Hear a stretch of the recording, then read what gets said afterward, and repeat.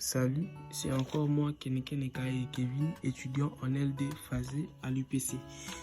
Bienvenue sur ma chaîne YouTube. Aujourd'hui, nous allons essayer de répondre à 3 questions posées dans le cadre du cours de GRH, gestion des ressources humaines.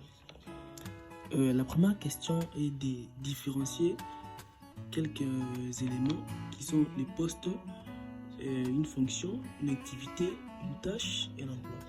Commençons d'abord par les définir. Un poste se réfère généralement à une position spécifique dans une entreprise ou dans une organisation.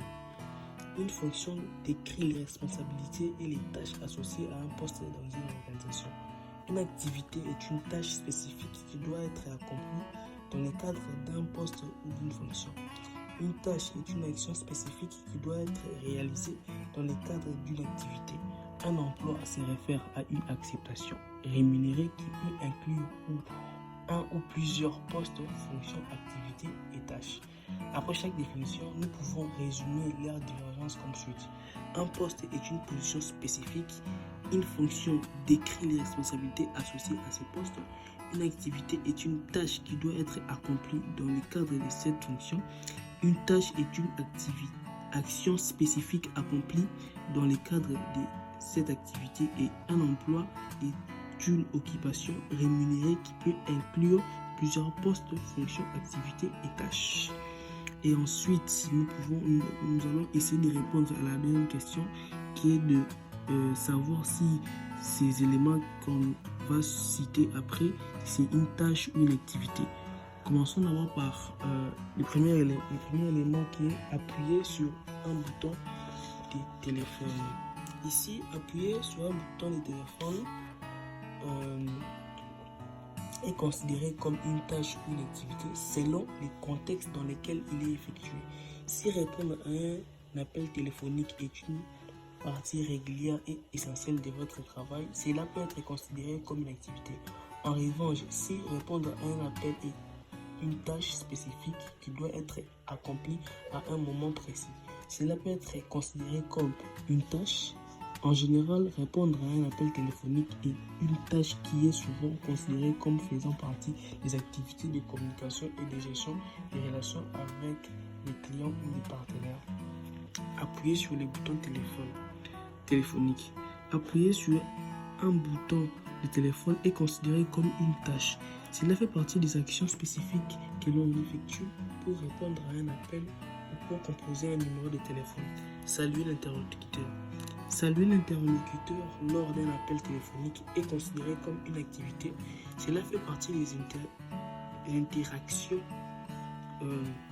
sociales et professionnelles qui sont importantes pour établir des relations sociales et avec les interlocuteurs. Nommer les services, par exemple, je suis d'accord. Nommer un service peut être considéré comme une tâche, une activité, selon les contextes dans lesquels il est effectué. Si nommer un service est une action spécifique qui doit être accomplie dans le cadre d'une activité plus large, comme lors d'une conversation pour expliquer les services offerts par une entreprise, cela peut être considéré comme une tâche. La dernière, acheminer l'appel. Même acheminer l'appel peut être considéré comme une tâche ou une activité, selon les contextes dans lesquels il est effectué. Mettre fin à la conversation. Mettre fin à la conversation et aussi peut être considéré comme une tâche ou une activité selon les contextes dans lesquels il est effectué. Voilà, c'est ça la réponse de la deuxième question. Et finissons ensuite par la troisième question qui nous est demandé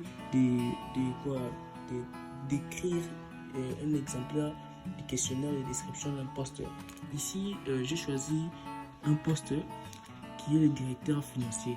On va essayer de donner certains rôles, certains objectifs que un directeur financier par rapport à une entreprise.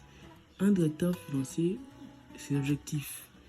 L'objectif d'un directeur financier dans une entreprise est de superviser et de gérer efficacement les aspects financiers de l'entreprise.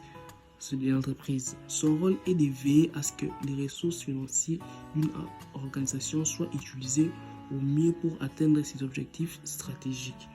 Quelques exigences pour être retenu comme directeur financier d'une entreprise. l'expérience et compétences. Il doit avoir une solide expérience et des compétences en finance et comptabilité, formation et qualification. Il doit posséder des qualifications telles qu'un diplôme en comptabilité, une certification professionnelle en comptabilité et finance. Et troisième rubrique qui est la dernière exigence, l'intégrité et responsabilité. Le régulateur financier doit faire preuve d'intégrité et de responsabilité dans ses décisions financières et dans la gestion des risques financiers de l'entreprise. Voilà un peu ce qu'on avait proposé le jour d'aujourd'hui. Le fait de répondre à ces trois questions. Merci de m'avoir prêté votre temps. À plus.